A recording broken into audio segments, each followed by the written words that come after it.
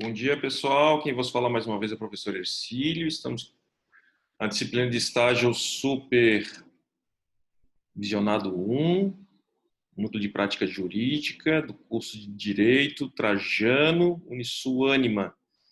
E hoje é o nosso, continuando o módulo 2, vamos tratar de contratos, né? Mas antes eu queria conversar com vocês a respeito da última atividade. Vocês tiveram alguma dúvida em relação à última atividade? Eu dei o feedback para vocês, alguns feedbacks, né? Mas mais concentrado no para vocês visualizarem os respectivos bonecos de correção, ou denominados gabaritos, né? Que se encontram lá na ferramenta Mural, né? Então, eu não sei se tiveram alguma dúvida. O que eu notei que das procurações que foram feitas, né? Das procurações que foram feitas, então eu notei assim, ó, que colocaram como outorgante a mãe, né? Quando na verdade quem detém o direito, né, o suposto direito de buscar a respectiva ação de investigação de paternidade acumulada com alimentos, e esse era um nome in iuris, né, da ação que você deveria amarrar a tua procuração, até para dar mais tranquilidade ao teu cliente, né? Seria em nome do filho, né? Então, o filho, que é o detentor do direito, mas ele é o detentor do direito, mas não detém a capacidade civil, né, para repassar os poderes. Então, obviamente, ele precisaria do seu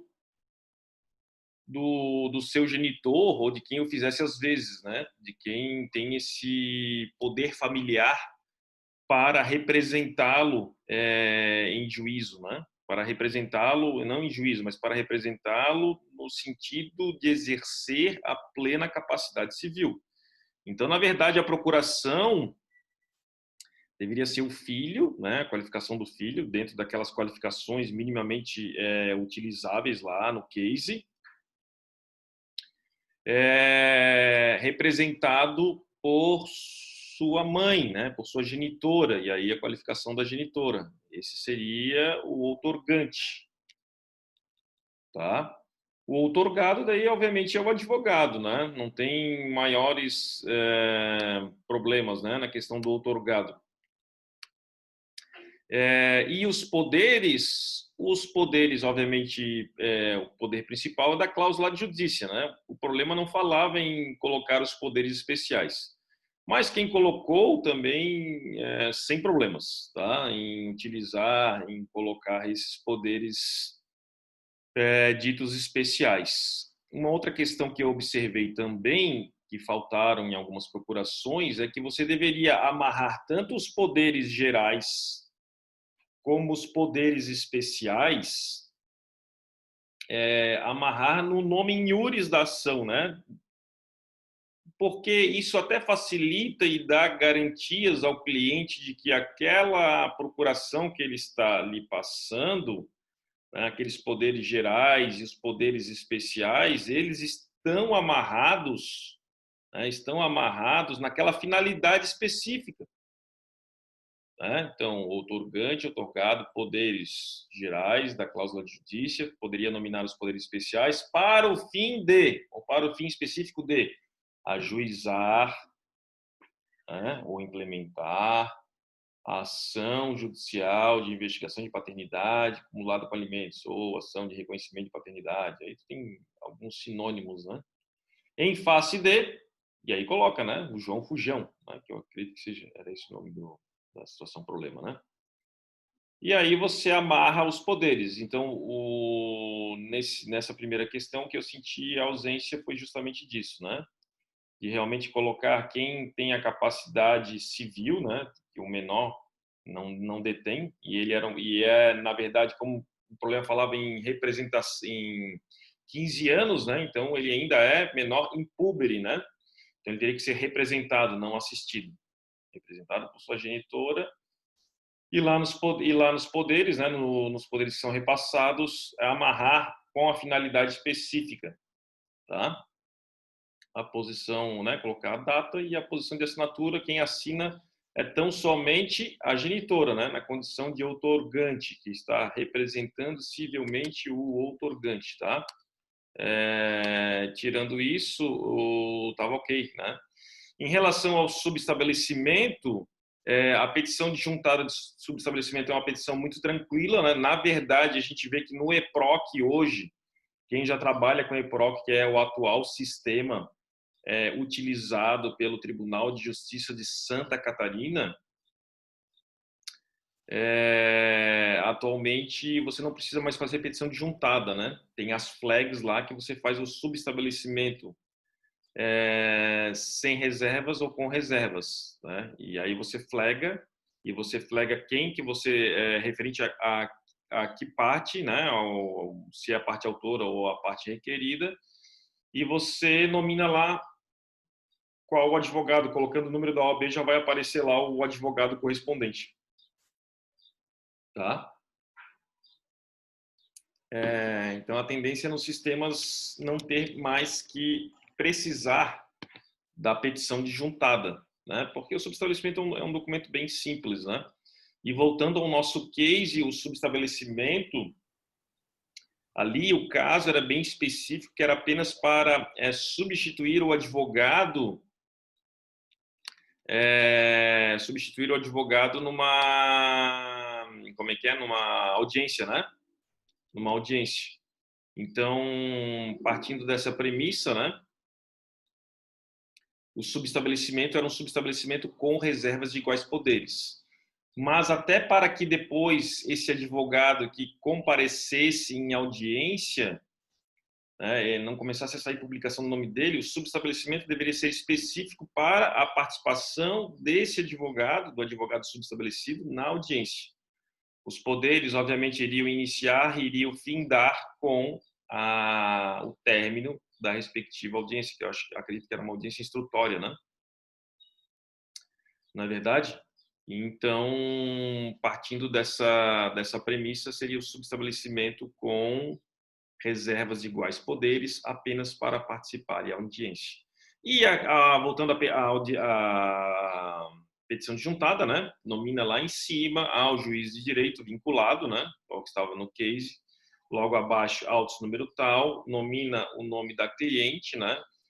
Não precisa colocar toda a qualificação, porque é uma petição intermediária. Quando a gente fala que é uma petição intermediária, basta você nominar que já devidamente qualificada nos autos em epígrafe, né? A ação tal, né? Em face de fulano de tal, se tiver, né? Obviamente os dados, vem requerer a juntada do respectivo instrumento de subestabelecimento. Pede deferimento, data completa, né? A posição de assinatura, o nome do advogado e a OAB. Né? Então, eu acredito que não tenha dado maiores problemas, né, em relação a esse exercício. Alguma dúvida ficou em relação ao exercício anterior, por parte de vocês aí? E aí? Nada? André, Anselmo, Giovana, Hanna, Lara, Lasla, Laís, Maria Eduarda, Tainá e Bárbara. Tudo certo? Acho que foi uma atividade bem tranquila, né? Na verdade, a do módulo 2 desse estágio supervisionado 1, acredito que seja uma das atividades mais tranquilas de ser realizadas, justamente a procuração e os subs, né? Seria uma boa cair na prova, né? Uma dessa, né? Facilitaria bastante a vida de vocês, acredito eu. Então tá. Os demais também tudo certo?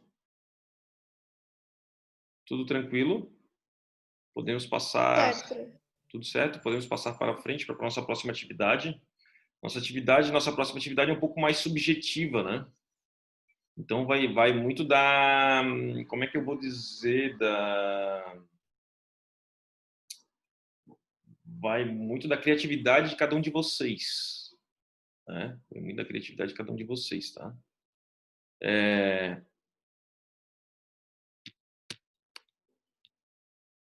Deixa eu... Aqui a procuração, deixa eu ver. Ah, meu Deus. Tá compartilhado é a procuração, né? Oh, meu Deus, eu tenho que encerrar esse... Não, professor, é o contrato. Está Ah, compartilhado. tá compartilhado o contrato? É. E para mim aqui tá o... deixa eu tirar aqui, então. Ah, contratos, beleza. Eu tinha colocado outro, então tá. Beleza. Objetivos. Vocês estão na sexta, né? Sexta fase, né? Sexta, sétima, oitava, nona, décima. Vocês estão tendo aulas de contratos também, não estão? Não estão tendo aula de contratos também? Ou já tiveram na quinta? Já tivemos. Tiveram na fase anterior, né? Então você já tem essas noções todas de contratos, né? Ou pelo menos a parte teórica, né? Eu não sei se tiveram aula com que professor de contratos. Quem foi, lembram? A Luciana, se não me engano. A Narras? Isso. E ela deu algum exercício de contratos para vocês? Ela dividiu a A sala matéria? em equipes, não, em equipes, e cada equipe ficou responsável para fazer determinado assunto, né? Ah, tá. Então ela fez seminários, é isso? Sobre os contratos. Exatamente. Tá. Então tá. Então tá. Mas aí é o seguinte, nós vamos só relembrar alguns conceitos de contratos, tá? Até para vocês identificarem, né? Essa atividade é a AD5, né? A nossa atividade, eu acho que é a AD5. Então já está disponível lá no espaço virtual de aprendizagem essa atividade que vocês vão entregar até amanhã, tá? Vocês já podem baixá-la porque a gente vai conversar sobre ela, né? Tá? A gente vai conversar sobre a atividade que lá está inserida, tá? Tá ok? Então, vamos lá. Deixa eu tirar isso aqui. Beleza. Contratos é um acordo de vontades, né?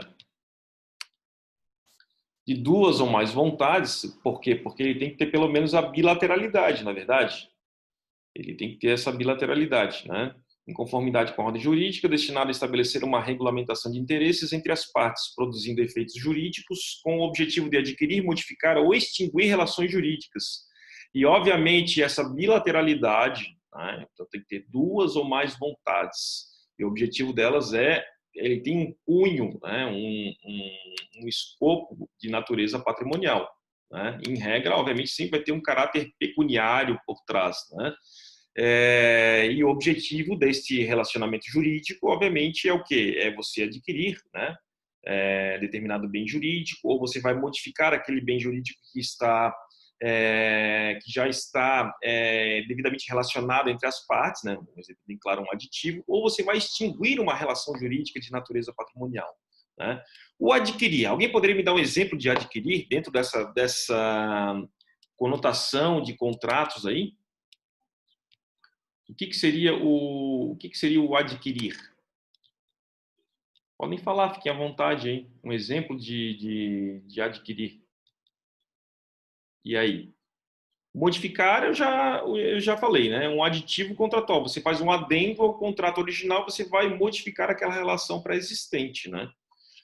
O adquirir seria o quê? O que a gente poderia entender como adquirir direitos, né? A tradição, o contrato de compra e venda, é isso? Isso, perfeito. É onde você vai estabelecer, né, as relações minimamente necessárias para a formalização daquele negócio jurídico, né? Daquele negócio jurídico. Uma promessa de compra e venda, uma compra e venda, em que você perfectibiliza ele num respectivo documento, onde você vai estabelecer direitos e obrigações recíprocas, né? E o extinguir relações jurídicas. A gente já falou do adquirir, a gente falou do modificar e o extinguir relações jurídicas. Todas elas com esse enfoque patrimonial, né? E aí? O distrato daí. Perfeito. O que é um distrato? O distrato também está previsto lá no Código Civil Brasileiro. É também um acordo de vontades entre as partes de pôr fim àquela relação jurídica pré-existente, né? Então, não existe a imposição. Na verdade, você está distratando. É a denominada rescisão amigável, né? Quando você extingue aquela relação jurídica pré-existente, né? As condições de validade desse instrumento jurídico, né? O consentimento é um acordo de vontades, então a parte ela sente a necessidade de realizar aquele instrumento jurídico, né? É claro que, por exemplo, em determinadas relações jurídicas, esse acordo de vontades, ele é muito colocado em prática, digamos assim, né? Aqueles contratos em que você vai lá e você adere, né? A tua vontade quer dizer o seguinte: ou você quer aquele serviço ou você não quer o serviço, né? E pouco ou minimamente você pode discutir as determinadas cláusulas já pré-concebidas, né? Mas, em regra, tem que haver um consentimento, né? Se não for um consentimento, se for uma situação forçada, pode, com certeza, levar à inviabilidade ou até à invalidade daquele negócio jurídico encetado, né? Realizado entre as partes. Uma outra questão, obviamente, é o agente capaz, né? Então, tem que estar dentro da sua plena capacidade civil sob pena de anulabilidade ou de nulidade, realmente, propriamente, daquele instrumento jurídico, né? Desde que ele não possa ser convolado ou convalidado, né? Que é isso que se espera, né, de uma situação irregular, desde que ela possa ser regularizada. Tem situações em que não se tem como regularizar, né? Tudo depende do contexto em que for analisado e praticado. Objeto lícito, né, determinado e possível, então sempre que o objeto ele tem que estar, ele não pode ser, no caso, nas relações civis, né? Ele não pode ser proibido por lei, né? Estamos falando aqui de um contrato dentro do escopo civil, nas relações de direito civil, né? Então, ele não pode estar proibido em lei. Mas se fosse um contrato administrativo, e aí? Se fosse um contrato administrativo, como é que funcionaria essa questão? Né? Dentro do direito civil, um contrato privado, desde que não esteja proibido por lei, né? Pode ser feito. E um contrato administrativo? Seria partiria dessa mesma premissa? O que vocês pensam a respeito? E aí? Alguém? Vocês já tiveram direito administrativo, né? Pelo menos as noções já tiveram, né? Não, ainda não, professor. Não teve. Nada, nada, nada. Então não adianta nem ficar falando muito, né? Mas parte da premissa é que o direito administrativo aí, o contrato administrativo, ele tem cláusulas e regramentos diversos dos contratos privados, né? Então, por exemplo, você tem que respeitar aqueles princípios esculpidos lá no artigo 37 da nossa Carta Política vigente, né? O princípio da publicidade, o princípio da legalidade, da efetividade, da impessoalidade, né? E diversamente de um contrato privado, aonde você limpe, isso aí, Anselmo, perfeito.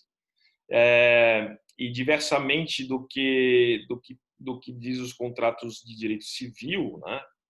Em que você tem que se abster do que a lei né, não proíbe, né? Nos contratos administrativos você tem que fazer o que a lei determina que você faça. Então tem uma grande diferença, né? Então a legislação ela vai dizer quais são os regramentos, os procedimentos que você tem que cumprir. Na legislação civilista é o que a lei não, né, não proíbe. Então ele é muito mais amplo, né, por assim dizer. É claro que aqui nós vamos estar conversando a respeito de um contrato de direito privado, né? Nós não vamos para esse viés público, né, que daí parte de uma premissa que tem que ter um procedimento licitatório em regra, né, para obter no mercado o menor preço, e pode ser menor preço e técnica, porque é assim que prevê a lei de licitações, a lei 8666/93, né? Então tem todo um regramento diferenciado. Mas como aqui nós vamos focar, eu apenas fiz um parênteses para vocês entenderem minimamente a diferença entre contrato público e contrato de direito privado, né? É claro que aqui nós vamos tratar das questões dos contratos civilistas, né? Então, o objeto lícito, determinado e possível, né? Então, obviamente, você não pode fazer uma confissão de dívida, que seria um contrato de dívida de jogo, porque não é admitido, né, pela lei civil, né, cobrança de dívida de jogo. Condições de validade ainda, forma prescrita ou não proibida em lei. Então, ela tem que estar pré-determinada em lei. Então, nós temos o regramento, principalmente dos contratos dentro do Código Civil brasileiro. Nós temos alguns contratos que têm legislação esparsa, por exemplo, os contratos com alienação fiduciária, que tem uma legislação completamente específica, né? Mas, em regra, o regramento geral das relações contratuais civilistas, obviamente, estão descritos lá no Código Civil brasileiro, né? Então, forma prescrita ou não proibida em lei. Requisitos subjetivos: existência de duas ou mais pessoas, né?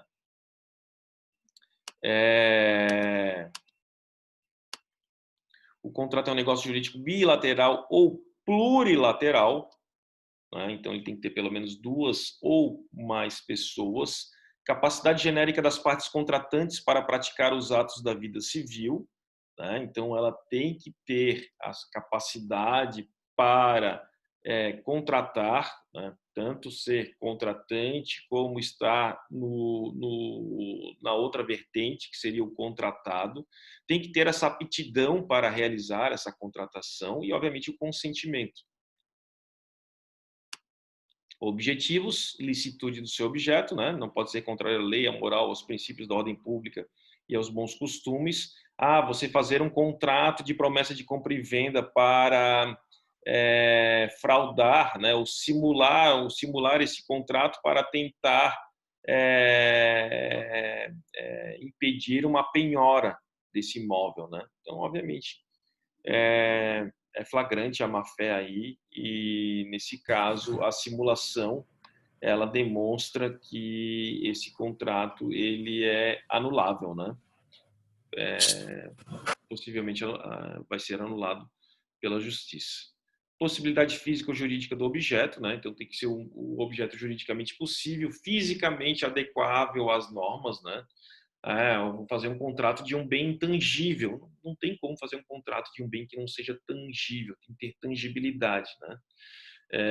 Determinação do seu objeto, ele deve ser certo ou pelo menos determinável, né? E isso vai estar estabelecido onde? Lá no teu objeto contratual, né? Onde vai estabelecer qual que é a questão inerente a esse contrato, por que que você está firmando esse contrato, qual que é o interesse, né? Qual que é o interesse das partes em realizar, em ter aquela vontade de contratar, né? E quanto mais específico o teu objeto, menor são as chances de ter discussão, né, sobre aquela relação contratual no que pertine, né, à determinação do objeto. A economicidade, que deverá versar sobre interesse economicamente apreciável, capaz de converter-se em dinheiro, né, mesmo numa doação pura, em que teoricamente não há o encargo daquele que recebe o bem em doação, mas aquele bem ele tem um valor economicamente apreciável, né? Por que que ele teria que ter um exemplo de por que que ele teria que ter um valor economicamente apreciável mesmo numa doação pura? Alguém poderia me dizer? E aí? E aí? Sexta-feira, gente, vamos lá? Porque tem outros envolvidos. E isso porque uma doação pura, né? Sim, uma doação pura, pelo menos tem que ter o doador e o donatário, né? E aí, Andréia, por que a gente fala que todo contrato ele tem que ter um valor quantificável, né? porque decorre desse valor quantificável algumas responsabilidades, né? Você tem direitos e responsabilidades. Mas uma doação pura, o fato de você doar, né? Por exemplo, um bem imóvel que seja, ou um bem imóvel, vamos dar um exemplo de eu vou doar um carro, e é uma doação sem encargo. Eu vou repassar esse veículo, vou doar esse veículo para o donatário e não vou exigir nada em troca. Nada em troca que eu digo o seguinte, ele tem que cumprir determinada situação, é uma doação sem encargo nenhum. Mas o que acontece? Eu tenho que aquilatar o valor desse bem, por quê? Porque a partir do momento que eu transfiro esse bem para o donatário, vai surgir uma obrigação tributária. Vai surgir uma obrigação tributária. Qual que é a obrigação tributária? É o ITCMD. Imposto sobre Transmissão Causa Mortes e Doações. Então, o ITCMD é um imposto de competência dos estados. Por quê? Porque ele está lá previsto no artigo 156, 155 da Constituição Federal. 156 são os impostos municipais. 155 são os impostos de competência dos estados e do Distrito Federal. Tá? Só estou dando um breve exemplo, não se preocupe que tributária vocês vão ter só na penúltima fase, né? Se eu não me engano, tá? Mas então, ao doar um bem, surge a obrigação tributária de pagar um tributo. E esse tributo vai para os estados, que é o ITCMD, Imposto sobre Transmissão Causa Mortes e Doações. Na verdade, aí estão conjugados dois fatos geradores, né? Como se fossem dois impostos em um só. Então, quando você ou quando alguém morre e deixa uma sucessão legítima ou testamentária, né, ou feita a abertura de inventário, para transferir esses bens para o patrimônio dos herdeiros necessários, tem que pagar por causa mortes. Se for em vida, se for transferir o teu patrimônio em vida, por intermédio de uma doação pura ou com encargo, você vai pagar o imposto sobre doações. Entendeu? Então, isso é só um breve exemplo de por que mesmo num instrumento jurídico, né, unilateral, que seja bilateral, mas que não tenha nenhum tipo de encargo, tem que ter um valor aquilatável, apreciável, para justamente estabelecer direitos e prerrogativas recíprocas. Tá? Requisitos formais. Então, requisitos formais. Não existe um rigorismo quanto à forma, né?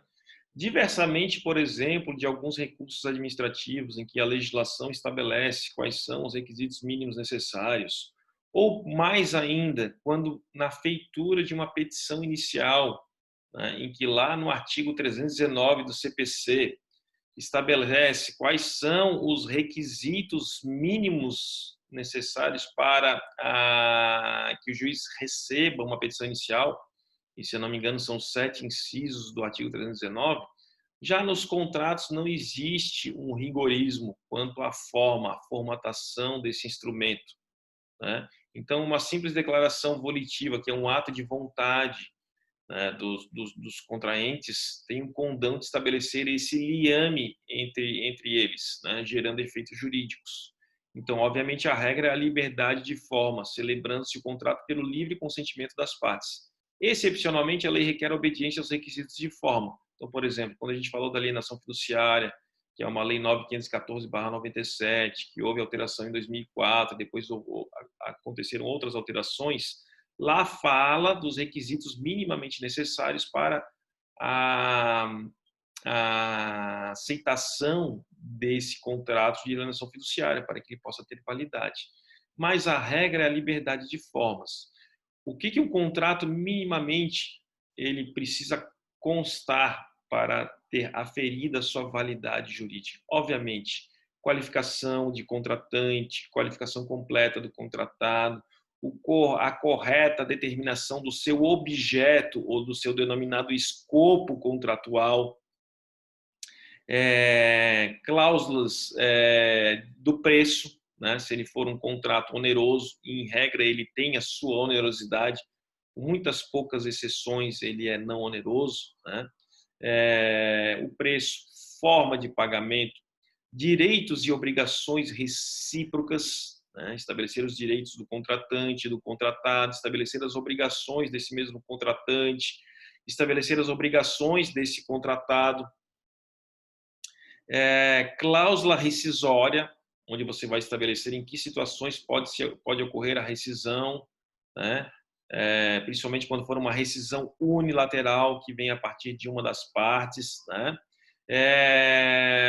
Cláusula penal, em virtude do descumprimento desse contrato, né? Porque um contrato que, em regra, ele até pode não ter cláusula penal, mas um contrato que não tem cláusula penal, né, didaticamente, ele não vai surtir efeito entre as partes, né? Porque a parte, a qualquer momento, pode rescindir o contrato e não vai ter nenhum apenamento contratual sobre ela. É claro que você pode buscar algum tipo de indenização na justiça, mas você não vai poder exigir uma cláusula penal que não esteja pré-estabelecida no instrumento jurídico contratual, né? Ok, Bruna?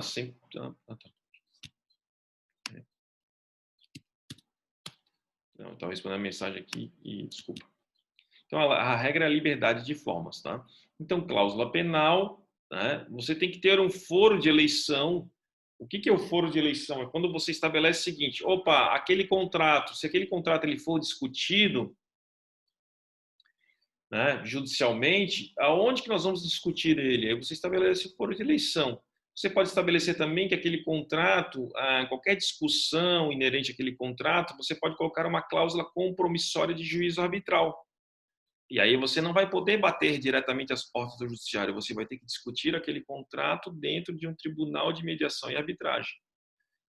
Isso é muito utilizável, principalmente advogados que prestam assessorias para empresas de médio e grande porte, as empresas que detêm uma grande quantidade, infinidade de instrumentos jurídicos contratuais, estabelecer cláusula de compromisso de juízo arbitral. No início do compromisso de juízo arbitral, vou dizer para vocês que o judiciário não via com bons olhos, né? Muitas vezes eles invalidavam essas cláusulas compromissórias. Hoje, o judiciário está vendo que não, que são outras formas de resolução de conflitos e que ajudam o judiciário no sentido de não assoberbá-lo indevidamente, né? Então, hoje, já há um bom tempo, essas cláusulas compromissórias estão plenamente válidas e eficazes e admitidas pelos tribunais, né, pelos tribunais judiciais, né, dentro do nosso sistema judicial. Tá?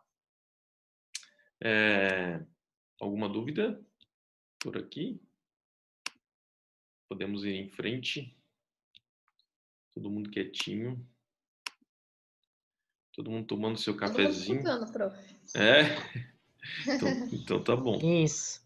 É que a gente não teve muita, a gente não adentrou muito na questão contratual, então vai ser tudo bem novo, né? Assim, ó, porque assim, ó, o que eu estou passando para vocês são só alguns conceitos, tá, gente? A minha disciplina ela é prática, mas eu gosto de passar alguns conceitos até para aqui, porque eu estou partindo da premissa de que vocês já têm esses preconceitos, né? Entenderam? Bem superficiais a gente tem. Entendi. Entendeu? Não, já captei a mensagem, ó, amada guru. Então vamos lá, assim, ó, algumas classificações, tá? Contratos unilaterais e contratos bilaterais, que também são denominados pela doutrina como sinalagmáticos, porque eles geram direitos e obrigações recíprocas, né? Então, considerando-se o fato do acordo de vontades entre as partes criar ou não obrigações recíprocas, né? Então vai depender. Unilateral, quando ele só cria obrigação para uma das partes contratantes. Bilateral, existe o sinalagma, né? Ele cria obrigações tanto para o contratante como para o contratado. O unilateral só cria obrigação para uma delas, né? Exemplos de unilateral. Alguém pode me dar um exemplo de um contrato unilateral que só cria obrigação para uma das partes? Inclusive, dando a dica, nós já conversamos sobre ele. Né? É doação, né? Você falou? Doação pura, né? A doação pura. Porque se for uma doação com encargo, a doação pura, né? Simplesmente assim, ó, doarei este veículo ao fulano de tal. Ponto. Agora, uma doação com encargo. Doarei este veículo ao meu filho fulano de tal, desde que ele passe, né, no vestibular, no curso de medicina de qualquer universidade federal. Opa, aí já ferrou, né? Então, Coitado. aí então é uma doação com encargo, né? Então vai existir uma bilateralidade, né? Vai ser uma bilateralidade. Oneroso e gratuito. Os contratos onerosos são aqueles que trazem vantagens para ambos os contraentes. Já os gratuitos são aqueles que oneram somente uma das partes, proporcionando a outra uma vantagem sem qualquer tipo de contraprestação.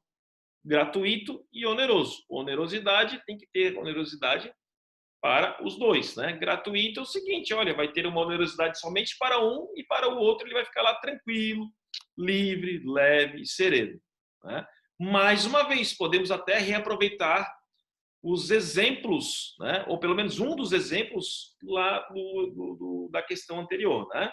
Então, o gratuito, mais uma vez, uma doação sem qualquer tipo de encargo, né? Ele vai gerar onerosidade para quem? Só para o doador, porque o doador vai ter que se desfazer do seu patrimônio. Mas para aquele que vai receber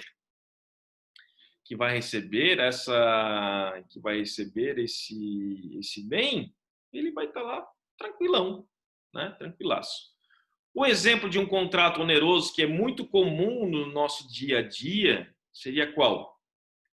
Em que vai ter obrigações para ambos os contraentes, né? Vai gerar onerosidade para ambos os contraentes. Um exemplo muito comum do nosso dia a dia de contrato oneroso. E aí? Compra e venda. Famosa compra e venda, né? Famosa compra e venda. Né? Compra e venda das mais variadas. Um exemplo bem claro, um instrumento que é o que nós vamos fazer hoje, né? Instrumento contratual de promessa de compra e venda de bem imóvel, né?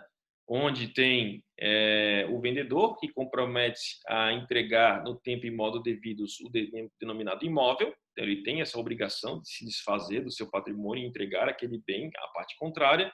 E, em compensação, a parte contrária, que é o comprador, que vai receber aquele imóvel, né, ele vai gerar um custo, né, um custo econômico para ele, e ele vai ter que pagar por aquele bem que ele está recebendo, né?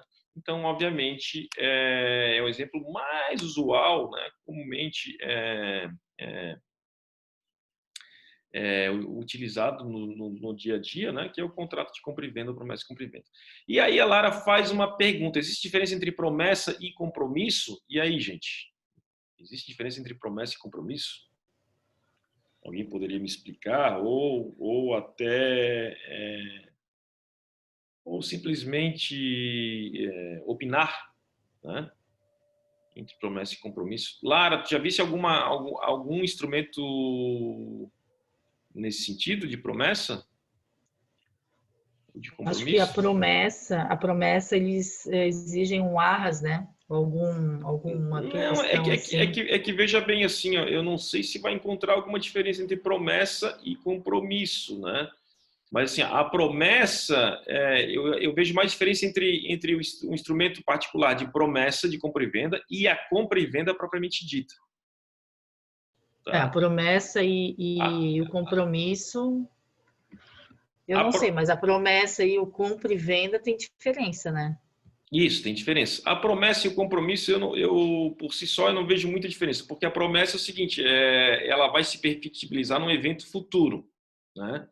O compromisso também, você está compromissado com uma situação que ainda vai acontecer. Então, até num dado momento, eles são sinônimos, né? O que eu vejo a diferença é entre promessa, instrumento particular de promessa de compra e venda, e instrumento particular de compra e venda.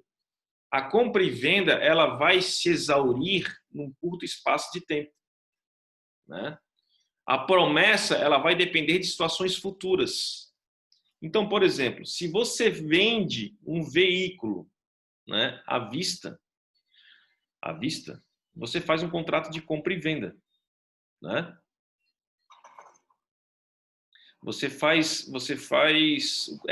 É que alguns doutrinadores tratam como duas coisas diferentes, mas eu vejo que, na verdade, elas são muito próximas, tá, Lara? Eu vejo mais a diferença entre promessa instrumento particular de promessa de compra e venda e instrumento particular de venda, de compra e venda.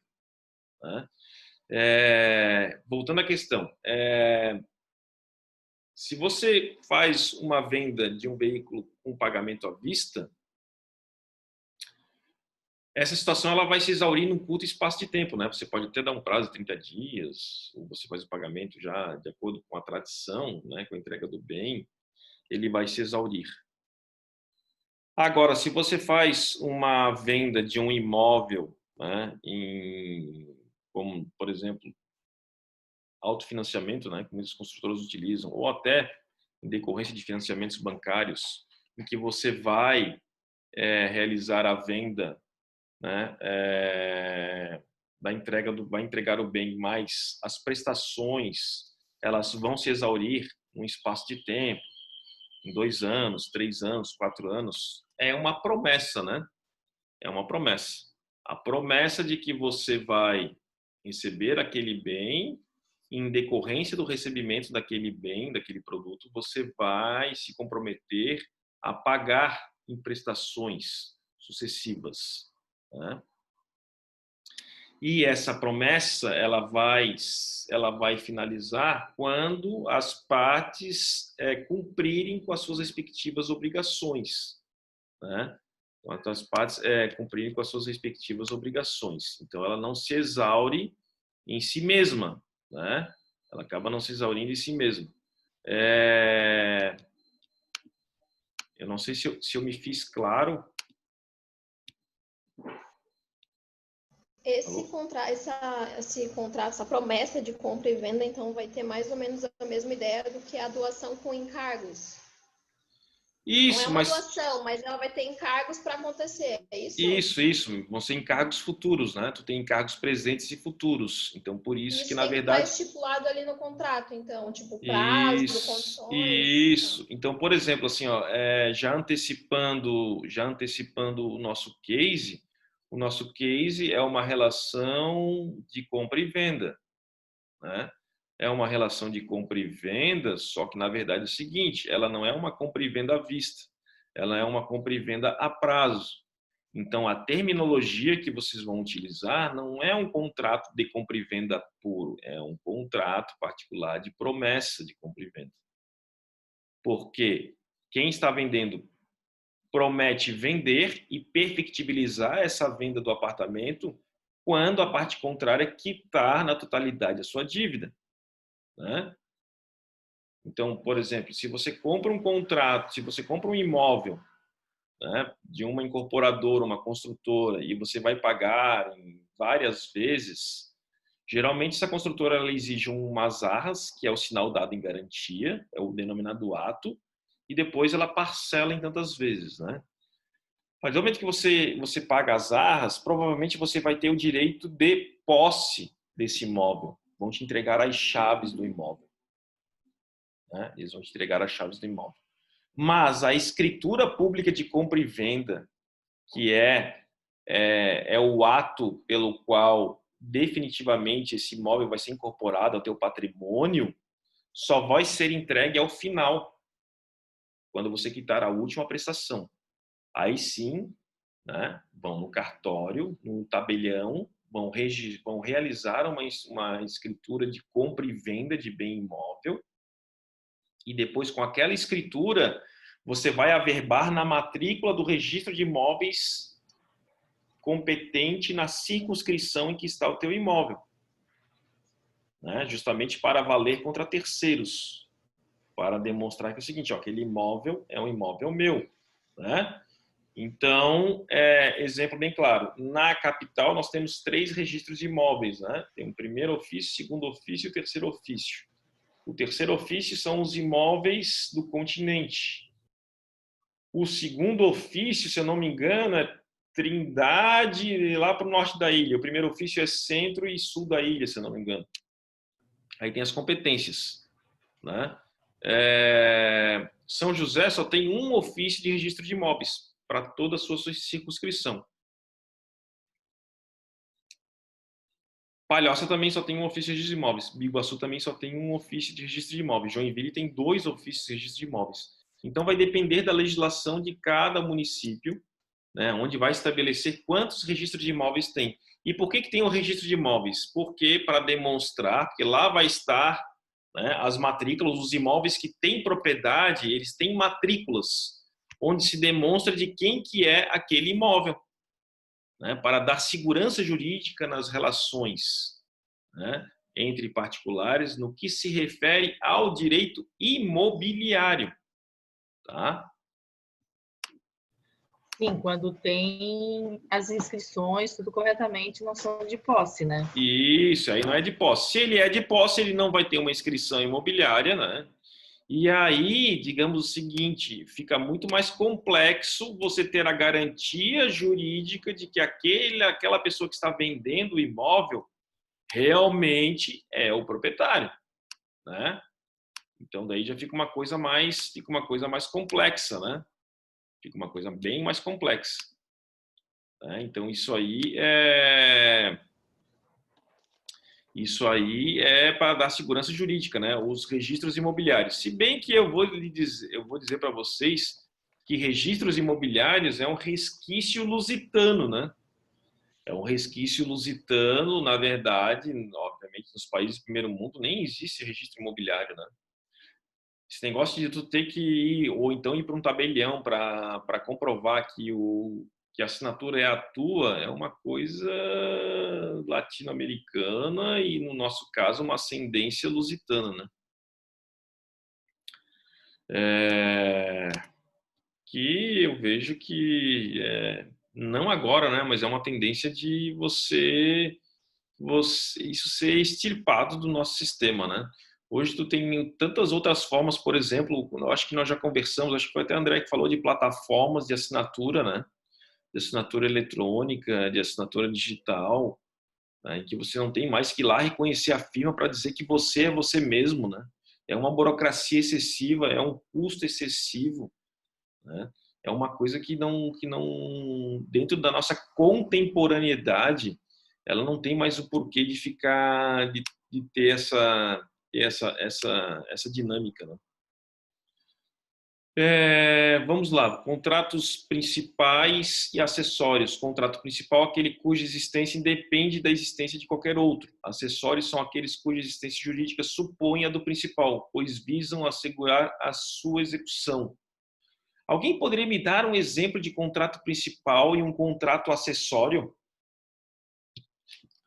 O que vocês entendem sobre essas duas terminologias aí?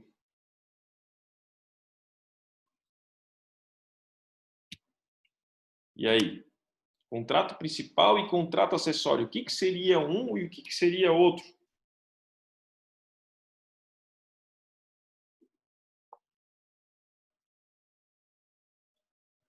Alguém? Todo mundo quietinho? Pode consultar o nosso oráculo moderno aí. Sem problema nenhum. E aí? Quem que vai falar? Quem que é a boa alma que vai falar? Andréia. André que vai falar? Não. É a Hanna? Não, eu não consultei os oráculos. Ó, contrato principal é aquele cuja existência independe da existência de qualquer outro. Ele por si só, ele vai nascer, ele vai nascer esse instrumento jurídico, ele vai tramitar, ele vai findar sem precisar de qualquer outro instrumento. Ele por si só, ele já estabelece o relacionamento jurídico entre interpartes, né, entre contratante e contratado, ele não precisa de nenhum outro para ter a sua sobrevivência garantida.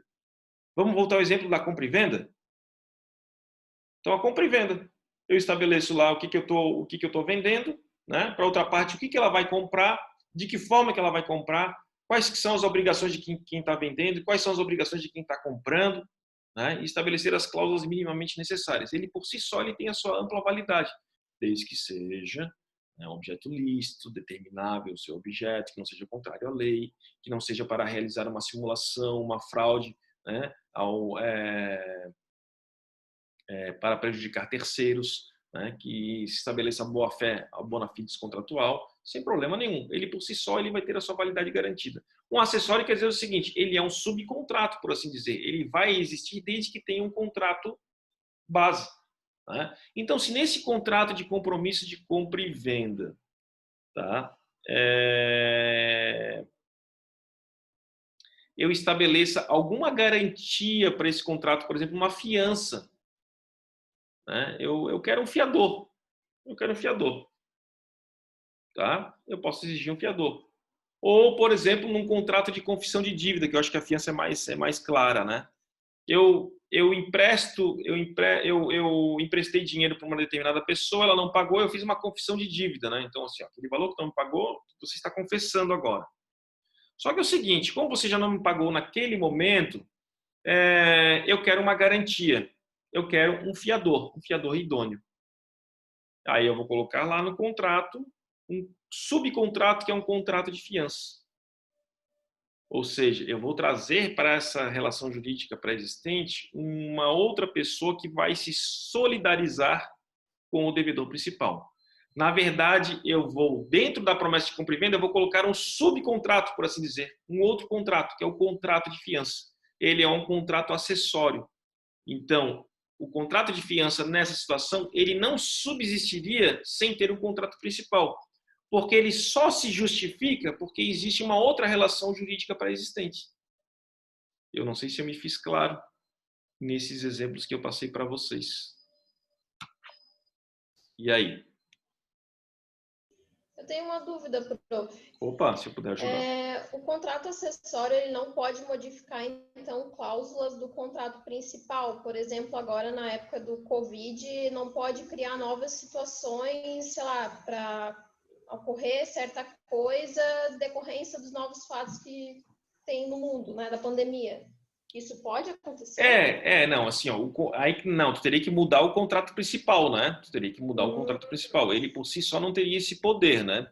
O que se vê e o que se viu e que se está vendo é o seguinte: nessa relação de Covid, né, da Covid, dessa pandemia, muitos se utilizam dessa situação sob o argumento do caso fortuito da força maior, né, para tentar modificar o contrato via judicial. Exemplo bem claro de ações individuais ou até ações civis públicas manuseadas pelo Ministério Público para tentar compelir judicialmente por exemplo, as empresas, né, ou instituições de educação a reduzir as mensalidades em decorrência da pandemia. Acontece que, por exemplo, o Ministério Público entrou com uma ação civil pública aqui em Florianópolis em face dessas instituições de educação e, obviamente, o Poder Judiciário não deu a liminar porque diz o seguinte: olha, em que pese a situação pandêmica, em que pese tal situação, né, as empresas de educação, elas também tiveram os problemas com a pandemia, fizeram a virada de chave, né, mudaram a sua dinâmica educacional, que ela é temporária, mas não deixaram de cumprir a prestação de serviço. Tá? Então, esse é só um exemplo de uma ação civil pública que nós tivemos há 2, 3 meses atrás, né, e que não foi concedida liminar, e o processo, obviamente, está seguindo a sua marcha processual, mas sem liminar. Né? Então, na verdade, é o seguinte: situação pandêmica, né? Tu não consegue modificar o contrato acessório, mas tu pode tentar modificar o contrato principal. Né? Outros exemplos bem claros aluguéis, né? A situação pandêmica prejudicou minha receita, eu entro com uma ação para revisionar o contrato, né, o contrato pré-existente de aluguel sob o argumento da situação pandêmica. Qual é o primeiro documento que, obviamente, você vai ter que colocar na tua lide ou que você vai ter que tentar demonstrar ao juiz? E se você não conseguiu demonstrar ao juiz, ele vai pedir para que você emende a tua petição inicial, para que você traga os autos. É o seguinte: comprovação efetiva da diminuição da tua renda, né, do teu lucro em função da pandemia. E não basta você alegar, né? Em processo judicial, a regra é o seguinte: isso vocês já estudaram. Cabe a quem alega o ônus da prova. É claro que esse ônus da prova pode ser invertido, como, por exemplo, nas relações de consumo. Né? Mas, em regra, cabe a quem alega o ônus da prova. Né? Então, você vai ter que minimamente demonstrar que a probabilidade do teu direito. né? E ainda mais se você vai querer, que você pretende, né, uma tutela de urgência, ou a denominada, ou de modo genérico, a liminar, né? Você tem que demonstrar os requisitos minimamente necessários para a obtenção dessa liminar, que em regra é o fumus boni iuris e o periculum in mora, né? Fumaça do bom direito, que é a plausibilidade, pandemia, né? Caso fortuito força maior, previsto lá no Código Civil Brasileiro. Agora, o periculum in mora quer dizer o seguinte: você tem que demonstrar também, né, a necessidade dessa urgência, dessa emergência, como, por exemplo, que o seu lucro, que o dinheiro que entra, né, que entra para você, diminuiu consideravelmente nesse período pandêmico. Se você não conseguir demonstrar essas situações, com certeza você não vai ter êxito, ou muito dificilmente você vai ter êxito no seu pedido liminar e, por consequência, também no mérito da causa. Não sei se eu supri a dúvida. Sim. Então, para modificar, seria só por meio judicial, né? Até o seguinte, alguns conseguiram amigavelmente, né? Aí faz um adendo contratual, né? um adendo contratual por prazo determinado, né? Prazo determinado. E aí você consegue. Alguns conseguiram, sim, né?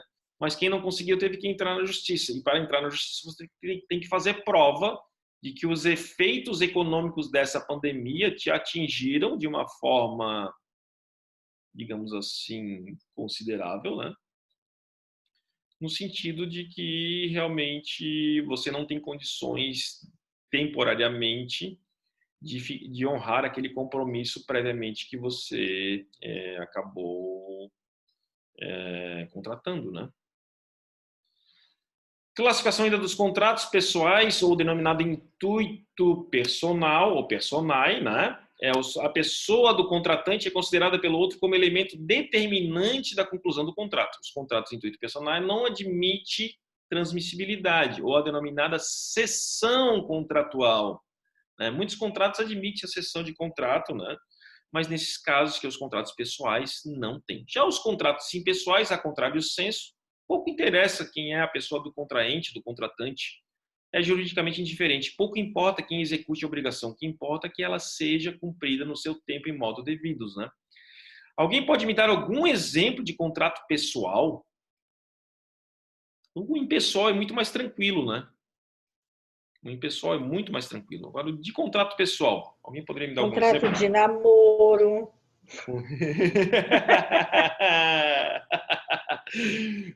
Agora os contratos de união estável não tem como não ser pessoal, né? Mas um contrato que é muito comum, por exemplo, é a contratação artística, né? Por exemplo, eu contrato a Ivete Sangalo para um show. A Ivete Sangalo, faltando 30 dias para o show, ela fica afônica, né? Ou 15 dias. Não, ela não tem como cumprir. Ela diz o seguinte: olha, posso mandar o chiclete com banana no meu lugar lá? Não, né? O contrato é pessoal. Não admite transmissibilidade, não admite cessão, né? Eu te contratei em virtude das tuas particularidades, né? Da tua pessoalidade, né? Então ele vai se extinguir e vai para as cláusulas rescisórias, vai se extinguir pelo incumprimento do contrato e vai se resolver em função da cláusula penal e das prováveis perdas e danos, né, inerentes a esse descumprimento, tá? Já o contrato impessoal, pouco interessa, né? Eu contratei a banca de advogados Menezes e Niebuhr, né, para a realização de uma defesa administrativa ou de defesa judicial. Quando eu contrato o escritório de advocacia pessoa jurídica, né, eu estou contratando o escritório, não um dos advogados que dele façam parte, né? Então, ele é impessoal, né? Ele é impessoal. Então, obviamente, se não puder ir o advogado A, vai o advogado B, vai o advogado C na audiência e ele não vai se resolver em em perdas e danos não vai haver uma extinção, porque ele é impessoal. Já se for o contrato pessoal, né, obviamente não existe a possibilidade de transmissibilidade desse instrumento jurídico, né? Vamos lá. Então, pessoal interpersonal, e aí nós temos os contratos paritários e de adesão, né? Paritários, contratos paritários, as partes estão no mesmo pé de igualdade, discutem os termos do ato negocial, eliminando pontos divergentes por transigência mútua, né? Então, você discute amplamente as cláusulas contratuais que vão ser inseridas naquele instrumento jurídico que vocês vão realizar.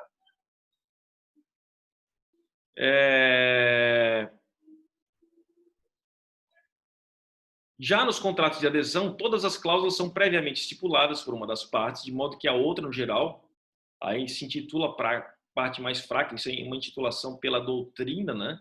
E na necessidade de contratar, não tem poderes para debater as condições nem introduzir modificações no denominado esquema proposto, né? Exemplos bem claros de contratos paritários e contratos de adesão. Alguém poderia nos estabelecer aí? E aí?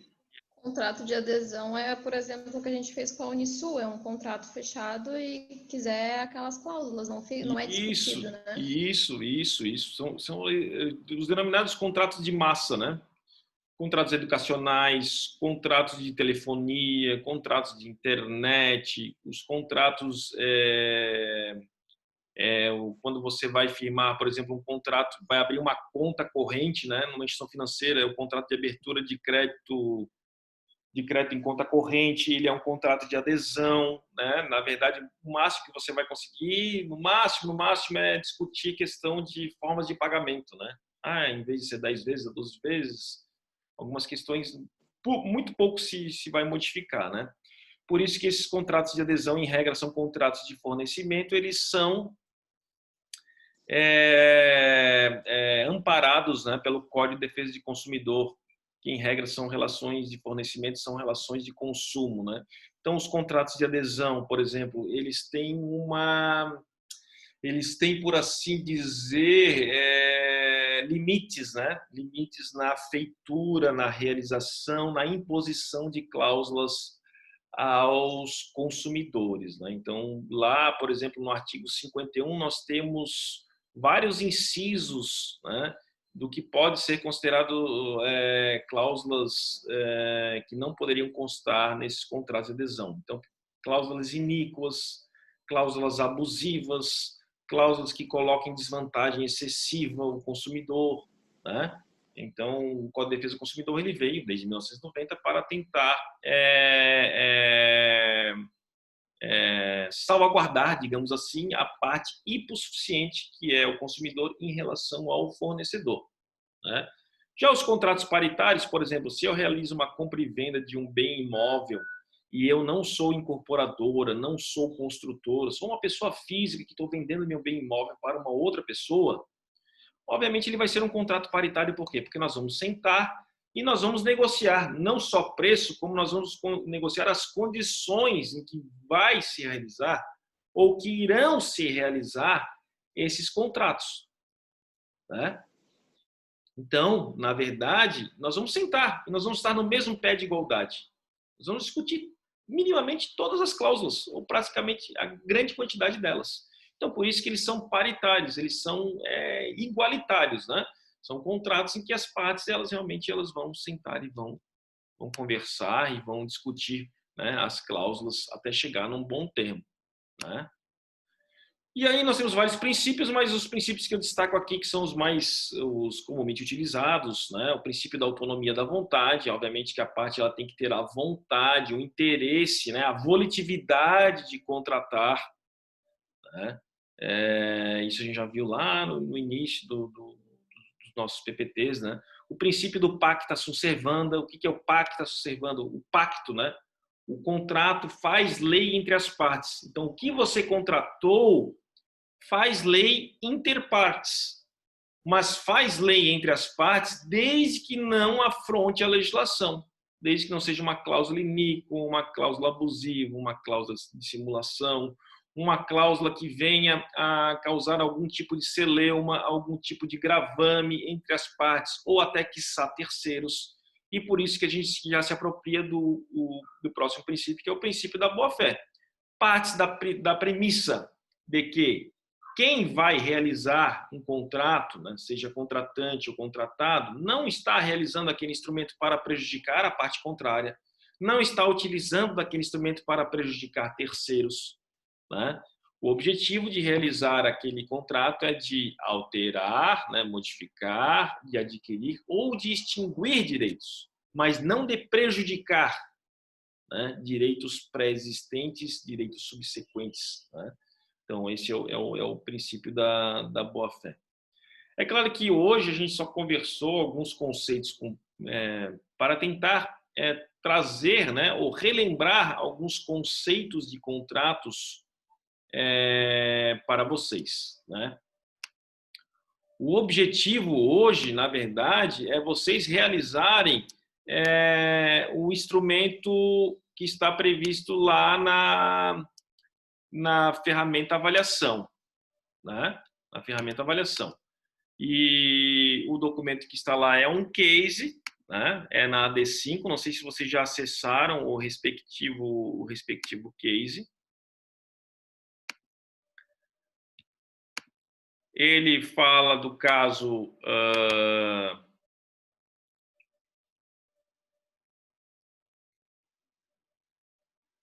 a Lázaro também, deixa eu colocar aqui, ok. Do respectivo case do Henrique Souza, né? Vocês já abriram aí o case? Já acessaram ele? Todos acessaram? Vamos colocando um ok aí. André, Anselma, Bruna, Bárbara, Giovana, a Hanna, Isabela, Lara, Laís, Tainá e o Thiago. Todos acessaram? Estão acessando o case aí? Sim. Todos acessando, né? Então é o seguinte. O Henrique Souza, né, com toda a sua qualificação, residente domiciliado em Tubarão, procurou você, né, no mês de abril desse ano e relatou que está comprando um apartamento, né? Aí ele qualificou descreveu esse apartamento, né? E estabeleceu qual é o valor dessa compra, né? R$200 mil, sendo que seria dado R$100 mil de entrada e 50 parcelas em prestações iguais, sucessivas e mensais, com vencimento todo dia 10 a partir do mês que vem. Estabeleceu quem é a vendedora, né? Ele está falando uma compra e venda, né? Então é uma compra e venda. A vendedora é a senhora Luana Firmino, com toda a sua qualificação, mas não mora em Tubarão, mora em Criciúma. Então, ele mora em Tubarão, o imóvel é em Tubarão e a vendedora é de Criciúma. O que ficou minimamente acordado entre eles? Vai haver uma indexação monetária, né? Vai ter juros remuneratórios legais e sobre cada parcela incidente, né? E cláusula penal de 10% em razão do descumprimento contratual. E vai ter cláusula rescisória. Tá? Então, Henrique quer que você, advogado, realize instrumento jurídico adequado. O contrato será datado da data de hoje, 2 de outubro de 2020. O pagamento da escritura será do promitente comprador. No inadimplemento das parcelas, juros de mora de acordo com o Código Civil Brasileiro e multa pelo atraso pactuado conforme as normas existentes no Código de Defesa do Consumidor. Então, feito isso, vocês vão ter que estabelecer um contrato. Aí eu já pergunto para vocês, que tipo de contrato é esse? Tá bem na cara ali, né? Tá bem claro, mas nunca é demais perguntar. Que tipo de contrato é esse, gente? E aí?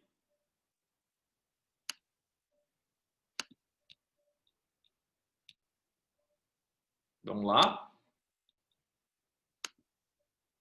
Promessa de compra e venda. É de compra e venda?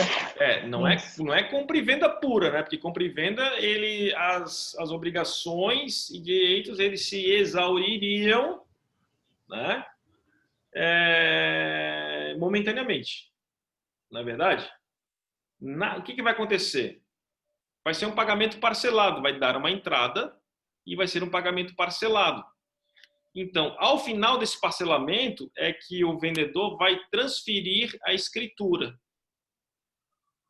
né, é que a escritura, que daí sim é o documento hábil que demonstra a entrega efetiva da propriedade.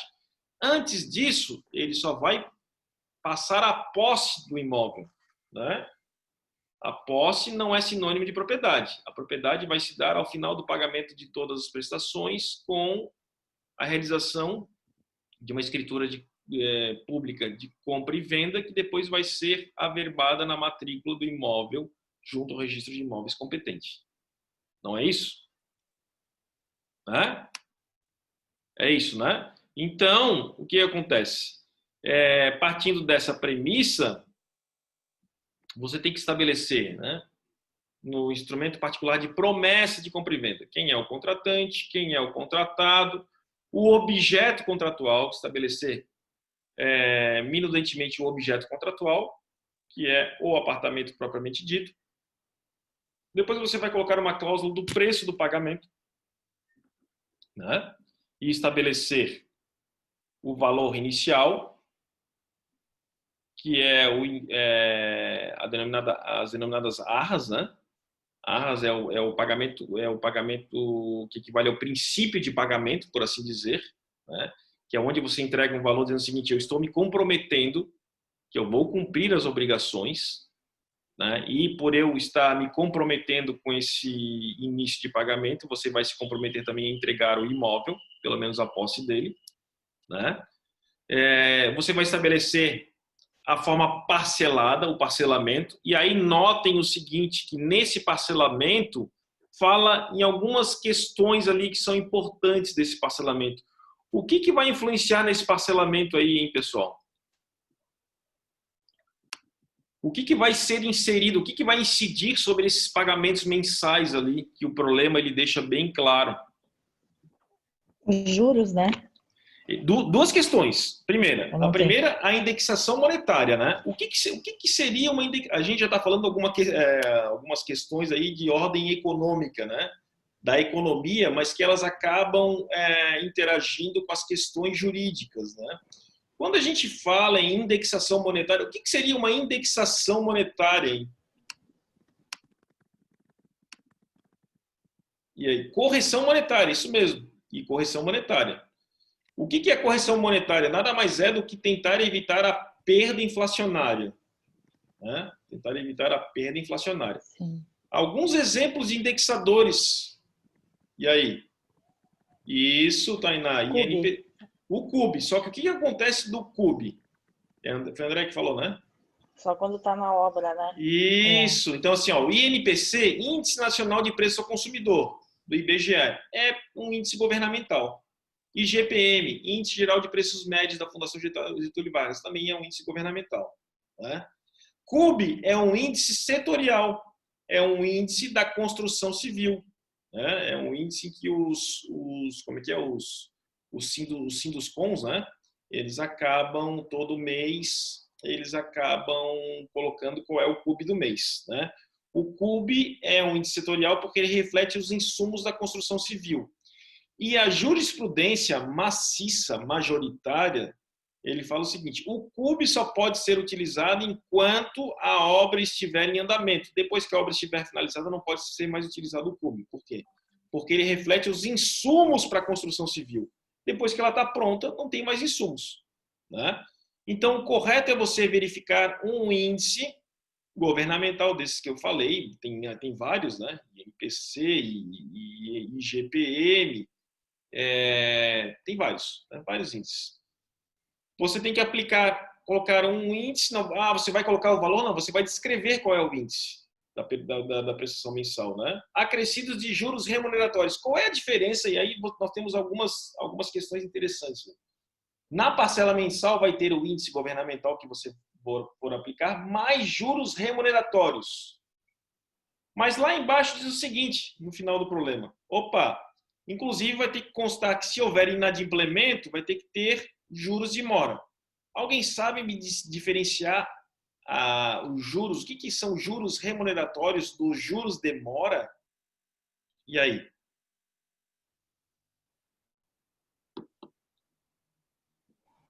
Juros de mora é quando está inadimplente. Perfeito, é isso mesmo. E também foi o que a Laís colocou. Juros de mora é pelo atraso no pagamento. É a impontualidade, né? Tá lá no... Teoricamente não. Regiamente está lá no Código Civil brasileiro, né? O inadimplemento, né? A mora, não é?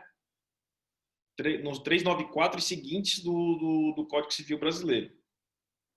Né? Considera-se mora o devedor que não efetuar o pagamento e o credor que não quiser recebê-lo no tempo, lugar e forma que a lei ou a convenção estabelecer. Ó, a convenção. Então, ele está falando no instrumento jurídico que as partes vierem a realizar.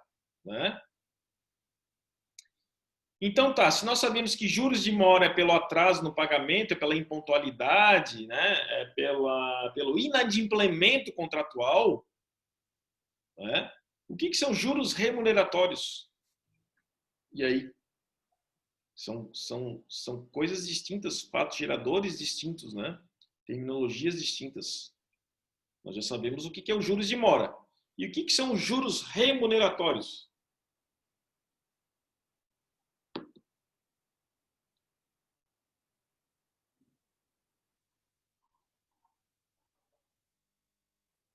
E aí? Ninguém? Alô? A Laís colocou, juros remuneratórios seria pelo parcelamento, a possibilidade do credor de cobrar a mais por isso. Justamente, Laís, o que acontece? Juros remuneratórios é o seguinte, vamos ter em mente que o valor do apartamento é 200 mil reais, certo? Não sei, é isso? Está um problema? 200 mil, né? Se ele fosse me pagar em cash, né, eu como vendedor e a parte contrária como comprador, se fosse me pagar em cash, seria 200 mil reais. Eu não tenho esse dinheiro. Então, se eu estou fazendo um parcelamento, é como se eu estivesse emprestando esses 100 mil reais, né? Não é verdade? Para o comprador. Eu estou fazendo parcelado. Então, eu posso cobrar dele uns juros pela remuneração ao capital emprestado. Não poderia? Só que o que acontece? A única coisa que você tem que se atentar é o seguinte. A relação que tem aqui entre as partes é de pessoa física, não é uma relação de consumo. Eu não sou uma instituição financeira. Então, os meus juros remuneratórios, eles têm que ser juros remuneratórios de acordo com o Código Civil brasileiro, né? Na verdade, é uma junção de Código Civil brasileiro com Código Tributário, então não pode ser juros distorsivos, né? Certo? Eu não sou instituição financeira, então eu não posso cobrar juros de acordo com o regramento do Banco Central, né? Então, eu tenho que estabelecer na minha prestação o seguinte, 50 prestações sucessivas e mensais, de quanto cada uma, pela lógica, de 2 mil reais, acrescidas de correção monetária pelo elege um índice, mais juros remuneratórios de tantos por cento ao mês. Entendeu? A terminologia é descritiva. É assim que você tem que descrever a tua forma de pagamento. E aí, qual seria o topo da cobrança mensal desses juros remuneratórios numa situação dessa, entre particulares, pessoas físicas? E aí? Alguém tem alguma ideia? Acho que é 2%, né? Eu acho que é mais baixo. Para mim é 2%. Eu acho que é mais baixo. Vocês dão uma pesquisada lá para verificar qual é os juros aceitáveis que não possam ser invalidados numa eventual ação judicial. Ó, a Laís, com base em... a Laís está perguntando. A Laís não está afirmando, ela está perguntando 1% ao mês. 1% ao mês. Agora, 1%, Só que eu coloco 2%. Mas se tu colocar 2%, a grande chance de inviabilidade de anulação dessa tua cláusula de juros remuneratórios, né? Aí o que vai acontecer, por exemplo? A parte compradora, ela até assina um contrato, depois ela entra com uma revisional, uma ação declaratória de revisão de contrato e consigna em juízo o pagamento que ela entende correto segundo a tese dela, desde que não seja uma tese esdrúxula, né? Obviamente. Ela vai ter uma planilha geralmente elaborada por um contador. Mas a minha tese é que ela assinou o contrato, então ela está concordando. Não, tudo bem, André, só que é o seguinte, lembra do princípio do pacta sunt servanda? O contrato faz lei entre as partes desde que ele não afronte direitos pré-existentes, né? E aí nós vamos ver que, infelizmente, nesse tipo de relacionamento, né, infelizmente ou felizmente, dependendo para o lado em que você está ou para o lado que você advoga, né? Nesse tipo de relacionamento, os juros, ele tem um patamar aceitável, né? O patamar aceitável nesse tipo de situação é de 1% ao mês de juros remuneratórios, tá? Então, não dá para cobrar os 2%, tá? Tu até pode colocar, se a parte contrária aceitar e for pagando, sem problema nenhum. Mas se ela, num dado momento, né, ficar sabendo da arbitrariedade desses juros, ela pode entrar com uma consignação, ou mesmo que depois que ela quitar o instrumento, né, quitou o instrumento e passou à escritura pública definitiva, ela tem 5 anos pela prescrição do Código Civil para buscar, né, a repetição de indébito de valores cobrados a maior, entendeu? Então tem toda essa... Estou falando, mas não tenho tanta certeza. Não, mas foi um chute certo, Laís, foi um chute certo. Tá? Então, algumas outras questões que vocês têm que também estabelecer nesse contrato, né? Além da questão da indexação, dos juros remuneratórios legais, uma cláusula penal, né? Em razão do descumprimento, quando é que vai ser repassada a escritura pública, uma cláusula de inadimplemento, né? Parcela, juros de mora e etc., né? Conforme as normas do Código de Defesa do Consumidor. Né?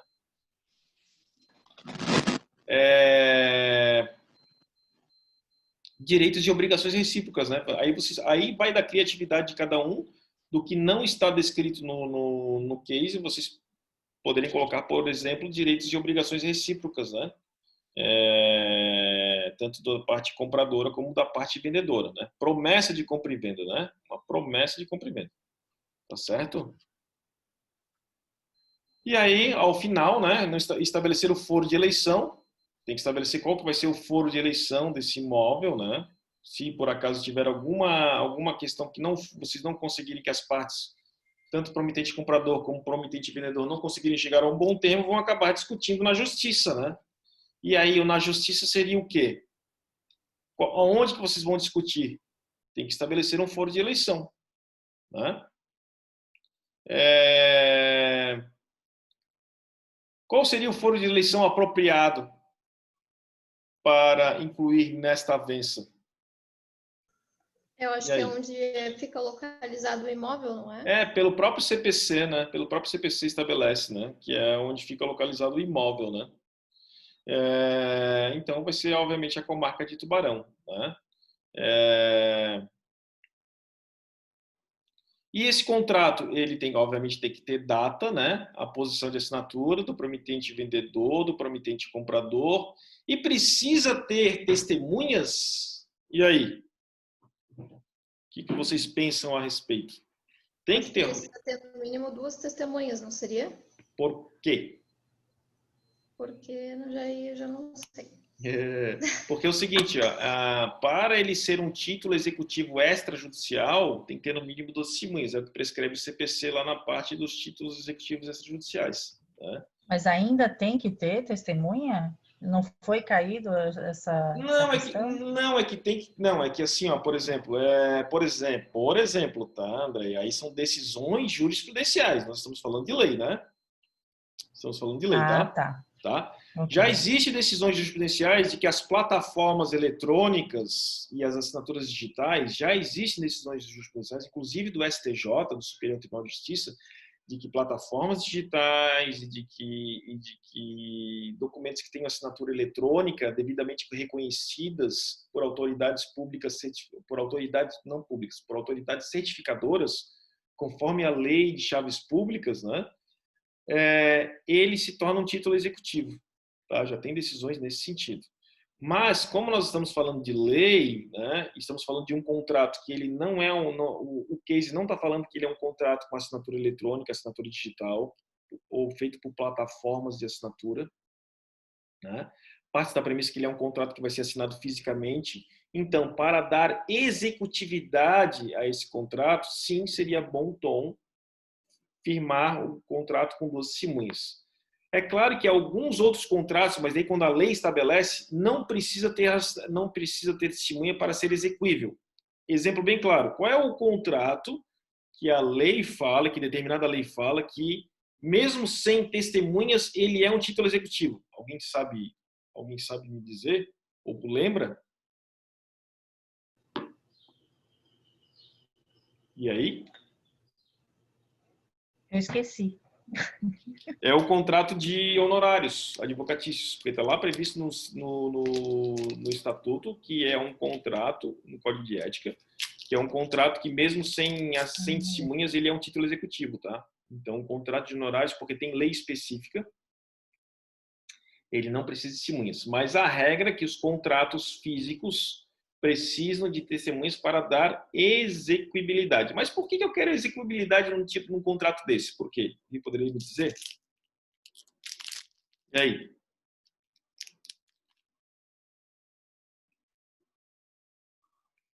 Ó, o Everton colocou cheque. O Everton está colocando no título, o título de crédito, né? Um dos títulos de crédito, cheque, cada vez menos usual, mas ainda presente, né? O cheque é um título executivo, né? Ele tem liquidez, certeza e exigibilidade. Mas por que é o objetivo de dar execuibilidade num contrato? E aí?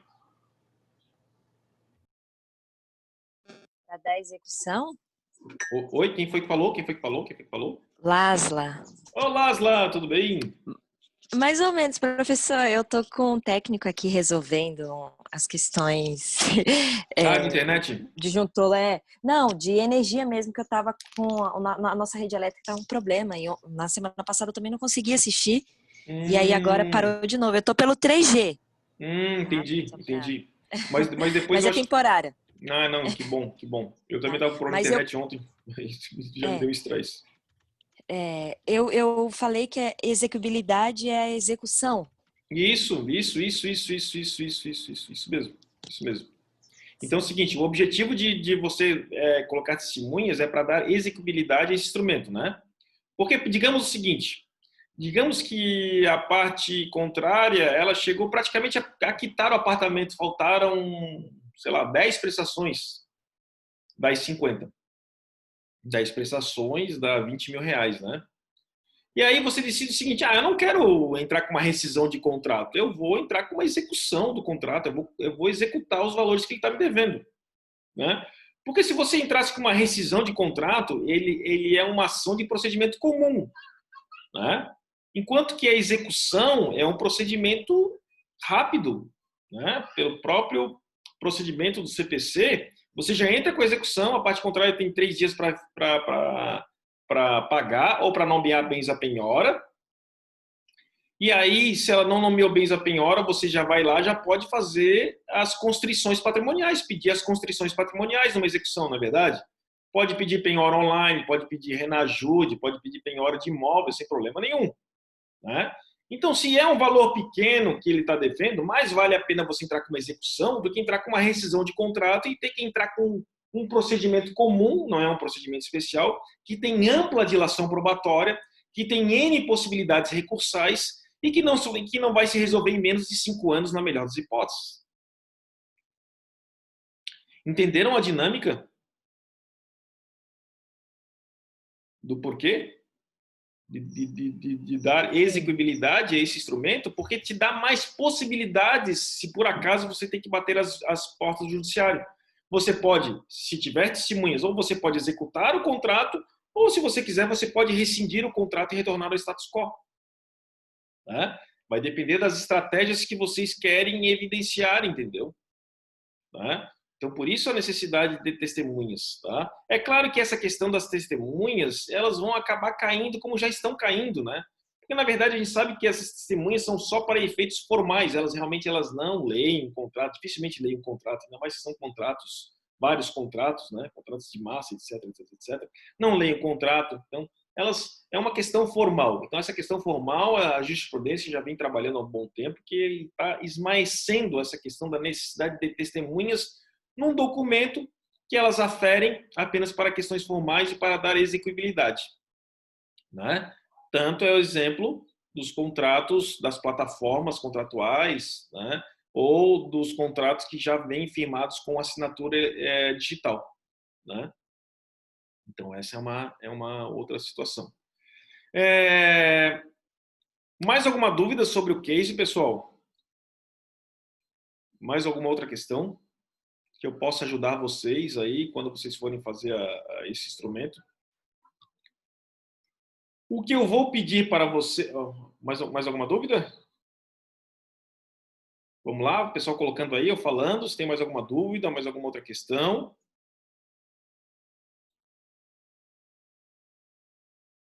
Todos os demais.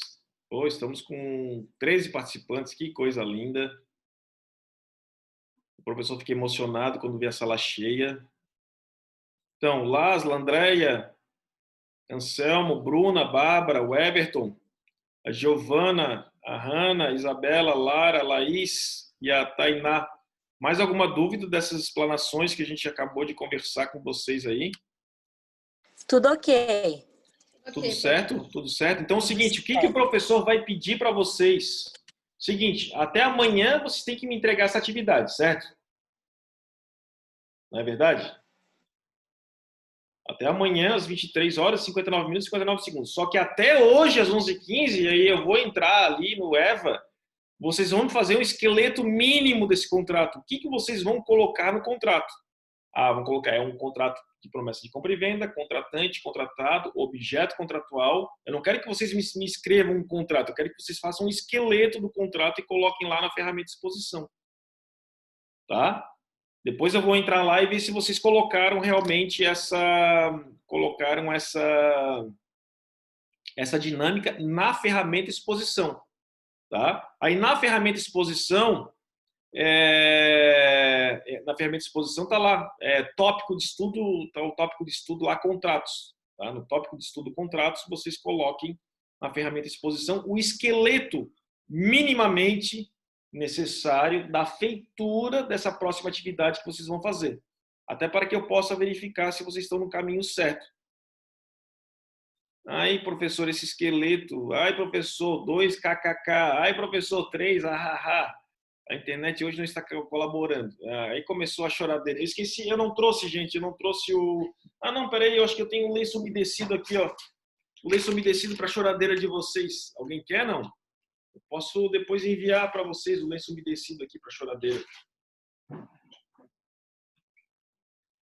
Aí 5 kkk, tô aceitando, tá bom. Então tá, até às 11h15 o esqueleto na ferramenta exposição no tópico de estudos contratos. E até amanhã às 23h59, 59 segundos, 59 minutos, 59 segundos, porque o sistema fecha. Ele vai fechar, tá? Entenderam? Alguma dúvida em relação à nossa atividade da aula passada? Não, né? Que a gente já conversou. Né? Se tiverem, eu estarei lá na ferramenta professor para dirimir. Tá? Alguma dúvida em relação ao esqueleto que você tem que fazer até as 11h15 de hoje? Também não, né? Você tem bastante tempinho, tem 1 hora ainda para fazer, né? Esse esqueleto. Qualquer dúvida, também estarei lá na ferramenta professor. O esqueleto está com fome, então não tem problema, André. É só ir lá, tomar um cafezinho e voltar para fazer nosso esqueleto. Fechou, pessoal? Qualquer dúvida, me acessem lá na ferramenta professor, que eu estarei lá. Tá? Beleza?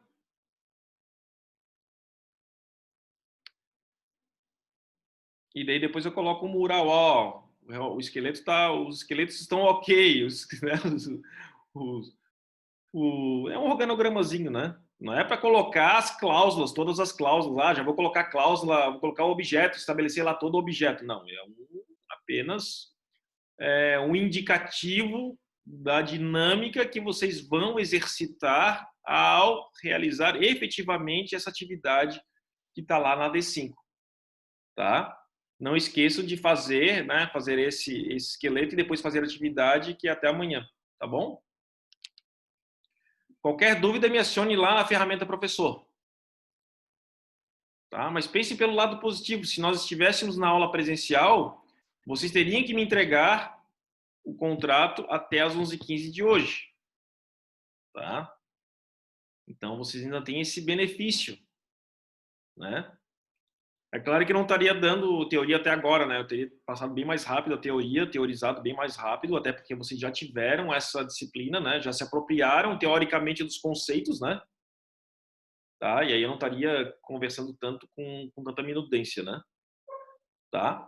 Mas pensem o seguinte, a vida é uma questão de comparativos, né? Sempre pode melhorar ou sempre pode piorar, né? Então a gente faz os comparativos, tá bom? Tá certo, gente? Fiquem bem, fiquem tranquilos. Mensana, corporação, um excelente final de semana, excelentes atividades, né? Essas duas que vocês vão fazer. E eu conto com a participação de vocês ali para bem realizar essas duas atividades que, quiçá, podem cair na prova, né? Quiçá podem cair na prova. Tá bom? Valeu? Um abraço. Depois eu vou verificar os esqueletinhos, hein? Valeu, bom final de semana. Tchau, tchau.